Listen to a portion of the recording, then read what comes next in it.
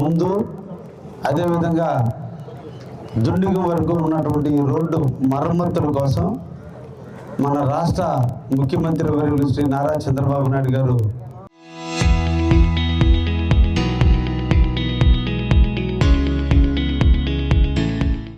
మనకి 3.5 కోట్ల రూపాయలు ఇచ్చి ఎన్నో సంవత్సరాలుగా ఈ గతుకులైనటువంటి రోడ్డు మరమ్మతుల కోసం ఈ నిధులు ఇవ్వడం జరిగింది. ఈ మనుబోలుపాడు ఊరు అందరూ కూడా రైతాంగం ఉన్నటువంటి ఊరు.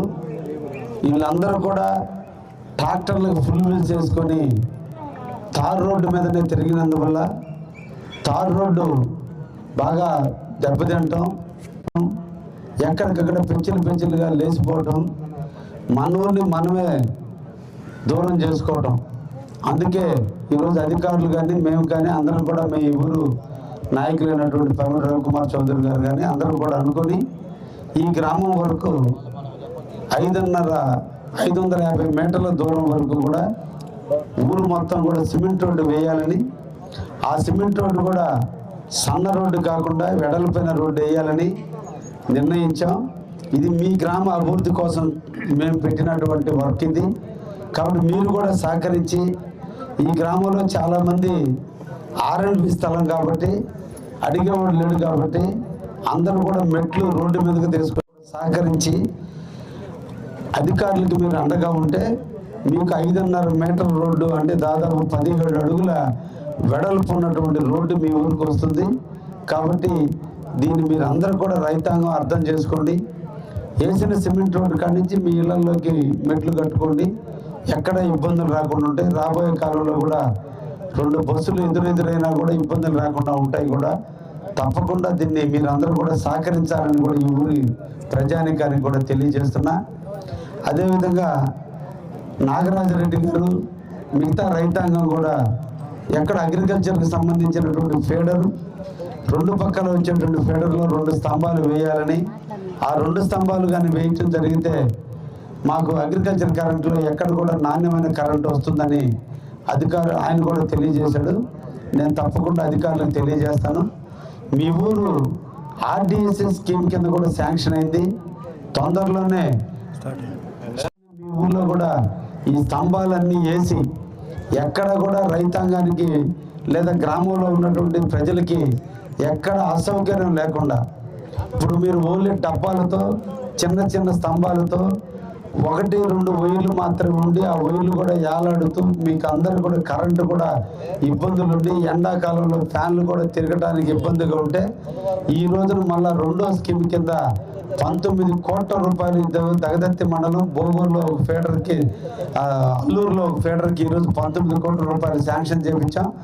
దాదాపుగా 50 కోట్ల రూపాయలు ఖర్చు పెట్టి మన నియోజకవర్గంలో ఉన్నటువంటి ప్రతి పల్లెటూరులో కూడా ఎప్పుడో 20 సంవత్సరాలు 30 సంవత్సరాలు నడిచిన స్తంభాలు సిమెంట్ రోడ్లు వేసినందువల్ల రోడ్లు హైట్ పెరిగినందువల్ల ఉన్న పాత స్తంభాలన్నీ పొట్టి అయిపోయి ఈరోజు చెయ్యి ఎత్తితే వైర్లు తగిలేటువంటి పరిస్థితి, గడ్డి వేసుకుని ట్రాక్టర్లు పోతుంటే ఫైర్ అయ్యే పరిస్థితి, ఒడ్లు రోడ్లు తోలుకునేటప్పుడు కూడా ఫైర్ అయ్యే పరిస్థితి ఉంటే ఈరోజు అన్ని ప్రాంతాల్లో కూడా 9.1 మీటర్లు అంటే దాదాపు 30 అడుగులు ఎత్తున్నటువంటి స్తంభాలను కొత్త స్తంభాలను ఏర్పరిచి కూడా ఎక్కడైతే పాత స్తంభం ఉందో ఆ స్తంభం ప్లేస్లో కొత్త స్తంభం వేయటం, ఎక్కడైతే డబ్బాలు ఉన్నాయో ఆ డబ్బాల్లో సింగిల్ ఫేజ్ కరెంట్ ఉందో వాటి ప్లేస్లో 3 ఫేజ్ కరెంట్ ఇవ్వటం. ఎందుకంటే అందరం కూడా సుఖంగా నిద్రించాలి, అందరూ కూడా ఏసీలు ఫ్యాన్లు కూలర్లు ప్రతి ఒక్కరింట్లో ఉన్నాయి కాబట్టి దానికి తగ్గట్టు కరెంట్ ఇక్కడ అందుబాటులో లేదు.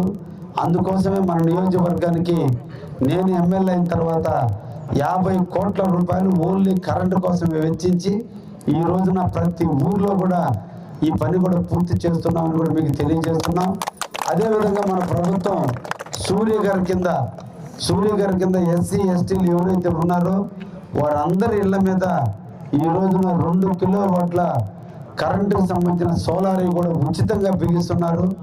మీ ఊర్లో కూడా ఈ స్తంభాలన్నీ వేసి ఎక్కడ కూడా రైతాంగానికి లేదా గ్రామంలో ఉన్నటువంటి ప్రజలకి ఎక్కడ అసౌకర్యం లేకుండా, ఇప్పుడు మీరు ఓన్లీ డబ్బాలతో చిన్న స్తంభాలతో ఒకటి రెండు వైర్లు మాత్రమే ఉండి ఆ వైర్లు కూడా ఏలాడుతూ మీకు అందరు కూడా కరెంటు కూడా ఇబ్బందులు ఉండి ఎండాకాలంలో ఫ్యాన్లు కూడా తిరగడానికి ఇబ్బందిగా ఉంటే ఈ రోజున మళ్ళా రెండో స్కీమ్ కింద 19 కోట్ల రూపాయలు దగదత్తి మండలం బోగూరులో ఒక ఫీడర్కి, అల్లూరులో ఒక ఫీడర్కి ఈరోజు 19 కోట్ల రూపాయలు శాంక్షన్ చేయించాం. దాదాపుగా 50 కోట్ల రూపాయలు ఖర్చు పెట్టి మన నియోజకవర్గంలో ఉన్నటువంటి ప్రతి పల్లెటూరులో కూడా ఎప్పుడో 20 సంవత్సరాలు 30 సంవత్సరాలు నడిచిన స్తంభాలు సిమెంట్ రోడ్లు వేసినందువల్ల రోడ్లు హైట్ పెరిగినందువల్ల ఉన్న పాత స్తంభాలన్నీ పొట్టి అయిపోయి ఈరోజు చెయ్యి ఎత్తితే వైర్లు తగిలేటువంటి పరిస్థితి, గడ్డి వేసుకుని ట్రాక్టర్లు పోతుంటే ఫైర్ అయ్యే పరిస్థితి, ఒడ్లు లోడ్లు తోలుకునేటప్పుడు కూడా ఫైర్ అయ్యే పరిస్థితి ఉంటే ఈరోజు అన్ని ప్రాంతాల్లో కూడా 9.1 మీటర్లు అంటే దాదాపు 30 అడుగులు ఎత్తున్నటువంటి స్తంభాలను కొత్త స్తంభాలను ఏర్పరిచి మీ ఊరికి వస్తుంటే ఈరోజు వరుణదేవుడు కరుణించి నాకు ఆహ్వానం పలికాడు. అంటే దగదత్తి మేడల మీద నాకున్న ప్రేమ ఈరోజు ఈ రూపంలో కూడా నాకు చూపించింది. అందుకే దగదత్తి మండలంలో నిరాధారణ గురి గతం నుంచి కూడా పొలాల పరంగా కావచ్చు, ఇళ్ల పరంగా కావచ్చు, చాలా రాజకీయ నాయకులకి మీది పాడావులాగా తయారైంది. కానీ ఇక్కడ అభివృద్ధి అనేది నోచుకోకపోతే నేను వచ్చిన తర్వాత రాజకీయాలు పక్కన పెట్టి ఎలక్షన్లప్పుడు రాజకీయాలు చూద్దాం, కులం లేదు, మతం లేదు, వర్గం లేదు, ప్రాంతం లేదు, ప్రతి ఒక్కరూ బాగుపడాలి, మన మండలం వాళ్ళు బాగుపడాలి, మన ప్రాంత ప్రజలు సుఖంగా జీవించడం కోసం నేను అన్ని రకాలుగా మీ మండలంలో సిమెంట్ రోడ్లు కానీ ఈరోజు డిఆర్ ఛానల్ పూర్తి చేశాం, డిఎం ఛానల్ పూర్తి చేస్తున్నాం. ఉత్తర కాలువ ద్వారా మీ 6 పంచాయతీలకి కాలువలు పూర్తయితే దగదత్తి మండలంలో యథేచ్ఛగా ఎక్కడ కూడా రైతులు అనేవాళ్ళు ఇబ్బంది లేకుండా 2 పంటలు పండించుకోవడానికి ఈ మండలం ఎప్పుడు కూడా ఉంటుంది. దానికి తప్పకుండా నేను చేసి పెడతానని కూడా మీ అందరికి కూడా మాటిస్తూ రకాలుగా అన్ని ప్రాంతాల్లో కూడా ప్రతి ఊరికి ఎంతో కొంత సిమెంట్ రోడ్డు వేసిన తర్వాత ప్రతి ఊరిలో కూడా డ్రైనేజ్ కూడా పూర్తి చేస్తామని సందర్భంగా మీ అందరూ కూడా తెలియజేస్తూ మీరు సుఖంగా జీవించడం కోసం కరెంట్ అవసరం కాబట్టి కరెంట్ లేకపోతే ఒక్క నిమిషం కూడా ఉండదు కాబట్టి మొత్తం కరెంట్ మీద కాన్సన్ట్రేట్ చేసి ఇలాంటి కరెంట్ పెట్టకుండా ఇలాంటి పరిస్థితి లేకుండా ఈరోజు మీకు ఊరికి కరెంట్ జరుగుతుంది. తర్వాత మీ ఊరిలో సిమెంట్ రోడ్డు, ఆ తర్వాత డ్రైన్ వేస్తాం. డ్రింకింగ్ వాటర్ లేని ఊరు ఉండకూడదని ప్రతి ఊర్లో కూడా అందరూ అన్ని ప్రమాదాలు కూడా నీళ్ళు ఇచ్చేదాన్ని మంచి ప్రభుత్వం నారా చంద్రబాబు గారి నాయకత్వం, పవన్ కళ్యాణ్ గారి నాయకత్వం, ఆరోగ్యంలో నారా లోకేష్ గారి సూచనలు నలుగురు రాష్ట్రాన్ని కాపాడుతున్నారు. వారి ఆధ్వర్యంలో బాగా అభివృద్ధి చెందుతుందని ముఖ్యంగా ఇక్కడ ఉన్నటువంటి నాయకులు అందరూ కూడా ఈ మండలంలో ఉన్నటువంటి ప్రతి నాయకులు ప్రతి ఊరిలో సంబంధించిన నాయకులు కష్టపడే పనిచేసిన మనస్తత్వం ఉంది, పోటీ పనిచేసే మనస్తత్వం ఉంది, ప్రతి ఒక్కరు ఏదో కావాలని పోరాడే మనస్తత్వం ఉంది. కాబట్టి మండలం అంటే నేను కూడా పరిగెత్తుతున్నా. అదేవిధంగా నా సోదరుడు కుమార్ గారి మండలాన్ని చాలా ఉన్నప్పుడు